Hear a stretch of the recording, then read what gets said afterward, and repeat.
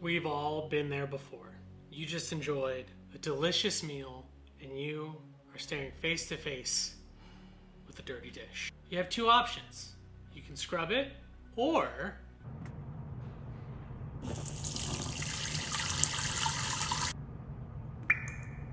just let it soak overnight. I'm here to talk today about a time I fought against that urge, actually scrubbed that dish, and what it taught me about productivity.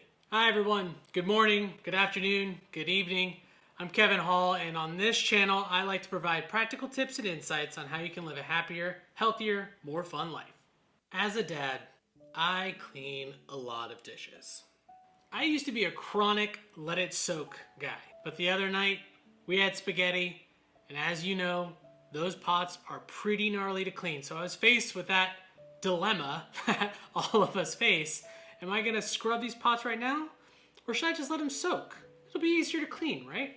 Well, I'm pretty proud of myself. Not to toot my own horn, but I decided to actually just scrub the pot. I know, this isn't groundbreaking. Don't award me a medal just yet.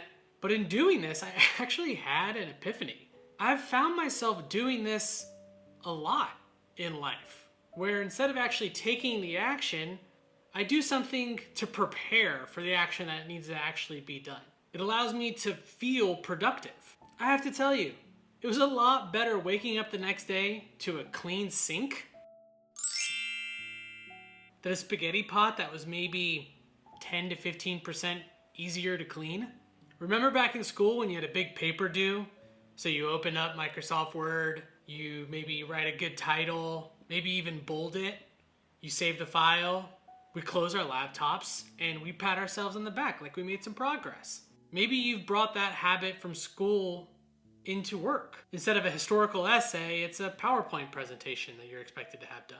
Soaking the dishes, starting the project but not actually writing anything down or creating an outline. These are just a couple examples of the productivity trap I want to talk about today, where we feel like preparation equals action. These are just steps to put things in motion. James Clear talks about this idea of motion in his seminal book, Atomic Habits. Motion makes you feel like you're getting things done, but really you're just preparing to get something done.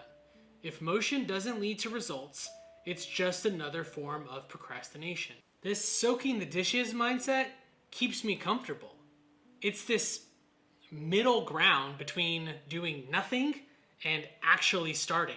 So realizing this for myself has been really interesting. I encourage you to actually start taking those actionable steps instead of just preparing or starting the process.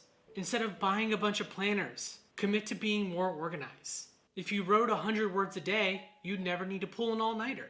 If we could bring it back to the kitchen for a second, wash one dish as you use it so you won't have to face the sink full of dishes at the end of the night. Stop buying books. Start reading them. It's my belief, and after this epiphany, something that I want to practice this year, taking action will beat out preparation over time.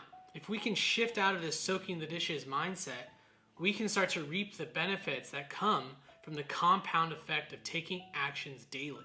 Instead of spending money on 5Ks, what would it look like just to set a goal of 10,000 steps every day? Do you know that by the end of the year, you'll be close to 2,000 miles? Taking action builds momentum. Here's my encouragement to you. We love the feeling of feeling productive. But this year, let's take actionable steps towards becoming the people we want to become. So, what's your version of soaking the dishes right now? What's something you're telling yourself that you're starting to do without actually doing?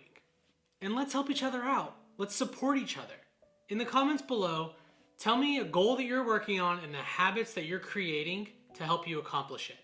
And let's root each other on in 2025.